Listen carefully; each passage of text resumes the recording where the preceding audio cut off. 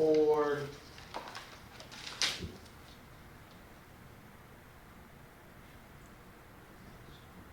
Hey, so what do you think? What is the possibility? Like, what do you think the possibility is that other life evolved on other planets? You know, I don't have a percentage. I don't have like a number, but the vastness of space, Yeah. the chemical reactions going on out there. There's got to be something, a microbe, a germ, a something out there, a virus. I mean, viruses technically aren't alive, but something's got to be out there. Yeah, You know, so- what are the odds that it was just Earth? Yeah, you know what? I believe there's aliens out there. Like I'm thinking about like the other times that people have encountered them. You know, Yeah. like what I'm saying, say for instance like Betty and Barney, and then you even got Carl Higdon. So from what I've seen about Betty and Barney's case, like they were just driving on the road, and I guess they didn't even know like they were like they were driving on the road, and I think they were in the same spot for like a few hours. So Yeah. they like say, so I'm gonna give an example. So say for Okay. instance, you're driving through the mountains, you last year in your clock that it's like 1. And then you just like look back down again, and it's like 5, and you're still in the same spot driving. So I think that's Okay. yeah. I've had some moments like that. It was not aliens, but it was, you know, there were substances involved, but you know, but that's interesting. That's interesting. I've heard of Barney and Betty Hill. I don't know too much about their stories. I actually hadn't heard that about them. I do know that a lot of what they talked about and came up with was through hypnosis. Oh yeah. Which was pretty a pretty common technique back then in accessing memories that people had kind of forgotten or had been kind of tamped down in their minds. I don't know if you know anything about like the Satanic Panic at all. Oh, I haven't heard about that. Okay, so back basically around the same time as all this was happening, there were also stories around the United States of people being involved in cults and satanic sacrifices, and it was the same hypnosis techniques that that they used to kind of extract that same information as well. So it's been around for a while. Oh, wow. Yeah. I wouldn't have guessed. You should look into it. You should look. It's very interesting stuff. It's very interesting That'll stuff. probably be a topic for another day. Oh, absolutely. That's a whole other podcast.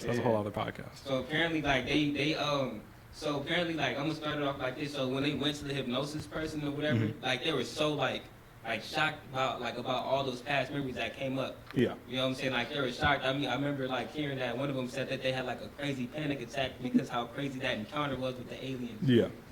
But they said that like they remember that it was a bright light, and they got out to track the bright light or whatever, and the bright light started following them. And they pulled over to like so first they pulled over to like a abandoned part of the woods to try to look at it. Mm-hmm. And then all of a sudden like they walked over and then they seen the aliens come down or whatever. So then they guided the aliens down, but they said that they felt like they weren't in control of themselves. They just were walking with the aliens Right. inside of the spacecraft and stuff like that. And then I'm trying to remember because it's been a while. So basically, like they were like getting experimented on and stuff like that. But then after that, they said like the aliens were like gentle with them and stuff like that. So what if like the scientists that go like not hunt the animals, but they go make sure the animals in the wild are healthy and stuff like that. So they may like tranquilize them and stuff like that, and then like work on them and release them in the wild. Yeah. Like yeah. do you think like from what I just described, do you think it's like that kind of situation? Well, that's kind of what I was going to ask you next. Is basically like you got your two abduction stories. You got the nice aliens who are just checking up on us, doing research. You know, like good alien scientists. And then you got the aliens that are going to come down and they're doing their research and they're going to destroy Earth. I would think if you came all the way here to pick up some random dude and his wife, you know, out in the boonies, out in the woods, whatever. My guess is you're probably doing some kind of alien research. You're probably doing some kind of research, and you know,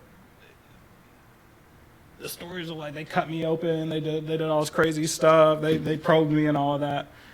I feel like it'd be more on the gentle side. It'd be more because if you think about how we do it, right? We're not necessarily, you know, razor blades and saw blades cutting you open and all that crazy stuff. We're like, you know, what we do, you know, the science and the autopsies and stuff, like it's very scientific, it's very by the book, it's nothing too crazy. So I would think someone more advanced would kind of be on an upper level of that. Yeah. What it, like, do you think they be trying to like clone us or something on their planet? You know, that would probably be the best case scenario. Because you think about it, like, they could grab you and they could take you back to another planet and throw you in a zoo or whatever. But, like, realistically, that would be your best case scenario, is they don't want to disturb what's going on down here, so they take back some samples, some whatever, throw it in the little cloning chamber or whatever. Yeah. And then, you know, they're not disrupting the natural order down, you know, down here on Earth, but they're taking something back where they can do all the experiments and all that stuff that they need to do. You know, speaking of which, too, I think one of the parts I was meaning to say was the aliens showed them a space map or whatever, and then a map of where they came from. They asked them where they come from, and they said like they pointed there, whatever the heck. And I guess Betty had drawn the constellation or whatever, and then pointed at the exact star that they said they were from. And then years later, the scientists, the people that they showed it to, they said that they came from the Zeta Reticuli star system and stuff like that. Okay. Which is like, if you guys don't know, it's about like, look, in my estimation, it's about like, I say almost 40, it's like 3.9 light years away from what I've seen. Okay. It's really interesting that you mentioned that, because earlier this month, there was a big kind of shakeup in the astronomy world. They believe they have found a planet that is capable of sustaining life. I actually wrote some notes down here on it. K2-18b, 124 light years away in the Leo constellation. Oh. And so that was a big thing that popped off this month. Now I know there's always going to be back and forth on this type of stuff. You know, who knows exactly. But from what some of the people say, it seemed promising. It falls in what they call the Goldilocks zone. Mm-hmm. So it's kind of that perfect distance to where, like, you're around a star, like the sun. You're not too close that you're like burning up, but you're not too far away that you're like ice cold. You're kind of in that, kind of where Earth is, where it's like a perfect spot. So yeah, they're following up on that. That sounds interesting to me. I think they mentioned that they received some kind of signal or found some kind of chemical something or other there that leads them to think it could possibly be life. They received a signal. That's Something like that. So you know, and don't take my word for it. I would definitely go and look it up and research it. But that was as recent as this month. Oh my goodness! Yeah. I gotta like keep more track about it and stuff like that. Absolutely. Things like that. You know. What if they like, you know, yeah, they might be, if they came, they might be cloners. Or probably like, you know, say for instance, the Carl Higdon, the story about Carl Higdon and stuff like that. Are you familiar with Carl Higdon's story? I'm not. I know the name, but I don't know the story. So basically, he was in the woods of Wyoming shooting some deer or whatever. Mm. So he sees, so he shoots the deer or whatever. So then as the bullet goes, it slows down, and then it turns inside out and it just drops. So apparently when he goes to go pick up the bullet, he sees like this cube, but it's like, you can see through the cube or whatever. But it's like, I say it's like 5 feet tall or something like that, 5 foot cube or whatever. Yeah. So then he looks over and he sees like, this is what the alien called itself. It was Azo 1. You know what I'm saying? That's what they called itself. But that's later on in the story. But he asks him, are you hungry? And then it floats over and say, he said yes. I don't know. He says he don't know if he was controlled to say that, but But the gist of it is too, like he gives them the pills and stuff like that. He says that the pills are supposed to keep you fed for like 4 days or whatever. Yeah. So then boom, he goes to their planet, and then he sees like a whole bunch of like animals and stuff like that you would see on Earth. And then his explanation for that, the alien's explanation was for that was basically like most of the animals on their planet died, so they like made this little breeding program to like keep. So they're like importing new life onto their planet. That's interesting. Interesting. It's also interesting that you bring up the cube.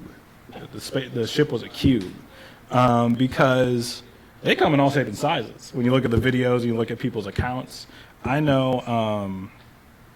I don't remember how many years ago it was. Within the last 10 years, when the U.S. government declassified a lot of the UFO videos that like the military had taken, I know the ships that they were reporting on kind of came in all shapes and sizes. There's a really famous pill-shaped one, shaped like a pill. Oh, yeah. Really interesting video too. Cubes, circles. You know, you got your classic flying saucer. So that kind of brings up the question: is it like, how many of these dudes are out there? You know, is it like a situation where each civilization has their own type of spaceship, or is it like one of them's a Ford, one of them's, you know, a Kia spaceship, one of them's like something like that? Yeah. I mean, You know what, too? This is one question I've always been meaning to have. So I compare, like, you can't compare the technology and stuff like that, but from what Carl Higgins said, the alien made his truck disappear into like another part of the woods. And I never heard the Greys doing that. So what if like these aliens that Carl Higgins seen, and versus like the Greys, what if like the Greys are like driving horse and buggy, and then the other aliens were like had like flying cars or something like that? mm-hmm. Because he was also saying like how quick they moved through space and stuff like that, how quick they came back, and he said that he traveled 100-some thousand light miles or something. That's what he said. Yeah. I don't know. Nobody knows like the distance, like the real distance that like what that really equates to and stuff like that, like the real distance and stuff like that. But to me, it sounds like it's further, like far away, like really farther away, like further than like 39.8 light years away. I mean, when you're going anywhere in space, you're going a long distance, and typically you're going real slow. So I think clearly the technology for spaceships is way ahead of whatever we're working with. Something that can go through a wormhole, fold space, any type of those things is what people have posited. Before we started, we were both talking about Bob Lazar, who his claim is that he worked at Area 51, and part of his job was trying to reverse engineer whatever alien technology they had there in the first place. And he's been around forever. He's been around forever. I think, and correct me if I'm wrong here, somebody, but I think he also had something to do with like experimental planes for the U.S. as well, stealth bombers, that type of stuff back in the day, and then he kind of upgraded into reverse engineering alien technology, and he's written a few books on it. I know he's done a couple presentations, all of that. I think his son also kind of got involved in all of that too. Oh, yeah. But what do you think about Area 51? You think there's something going on there? I mean, obviously there's the Area 51 we know about, and that's like a classified government facility where they're working on the next gen of aircraft. Mm-hmm. But is there something deeper there? Is there alien stuff going on there? I think they may be using, this is only my theory though, this is my own personal theory, that like Area 51 could be a front with the most secret stuff that you, like where the aliens would be at, is something that you probably never know the name to or something like that. If it's like that, but it may be around Area 51, but that Area 51 is where they probably experimented with like experimental like aircrafts and stuff like that, but where the aliens and stuff are something like nearby with like a different base. Okay, so not in Area 51, but linked somewhere nearby. Somewhere nearby. That's what I say. That's my own personal guess and stuff like that. Yeah, Area 51's an interesting spot, and it's almost right. It was almost made for conspiracy theories because just the way you get there is pretty wild. Is it like in the middle of nowhere? Yeah, it's in Nevada. It's in the desert. And they will, everyone who works there, they, come from the surrounding area, and they'll take everyone into a, basically like an airport, basically. They'll put you all on a plane. I can't remember if they like blindfold you or anything if you don't quite know where you're going, but they'll fly a plane out of like all their scientists, all their security, everyone who's working there, and you're basically kind of airbussed in and out each day into this location. Yeah. So it's pretty crazy. It's pretty crazy. You know one thing too. When I was watching that podcast with Bob Lazar on it, he was saying that so basically like they would work on specific parts of like the spacecraft and stuff like that, but they were never able, like, so it would be different teams of scientists that would be working on specific parts and stuff like that, but they were never ever able allowed to communicate to each other and stuff like that. So you think that's the reason why? Or if we that I know of, that we don't have any working like UFOs, because like if you're working on a full thing, you need to talk to the other people who are making the parts. I mean, if I had to guess, if I accept that aliens have visited the planet, if I accept that, and they've either crash landed or they've reached out to the government and do a little collaboration or something, I would be kind of shocked if there wasn't some kind of either working prototype or some kind of thing already developed there. It makes sense that they might work in separated teams, especially if they're working on different forms of technology, because people they've come up with like 2 or 3 ways that a spaceship theoretically could fly.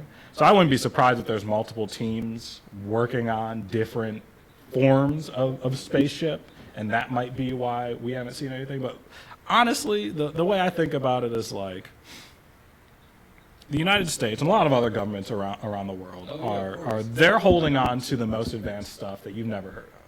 We'll see it in the next 10 to 20 years, but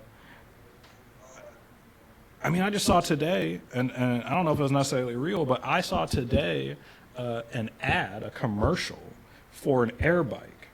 And it's a video of a dude flying over treetops on basically like a speeder bike from Star Wars. It's basically what it looks like.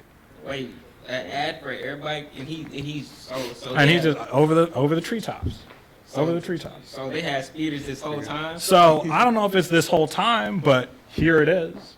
And now I know you may have seen. I know you may have seen like air-powered jetpacks. They're coming out with those now. They've had the water-powered ones that kind of like you're flying over the ocean and they pull up water and propel you, shoots it out to propel you up. So I mean, I think like China has flying cars. By the way, if you didn't know, they got basically like helicopter cars right now. I wouldn't be surprised if in the next 10 years we're looking at some kind of air bike, some kind of something that is your regular car, your regular motorcycle, or whatever, and is flying through the air. I wouldn't be shocked if we were seeing that in the next 10 years. Whether that's alien or not, I can't say, but we're there. Before we sign off, do you think they'll be back anytime soon? If they are already here already? I mean, if they're here, if they've been here, or if we're talking like ancient aliens built the pyramid type thing, they've been here in the past.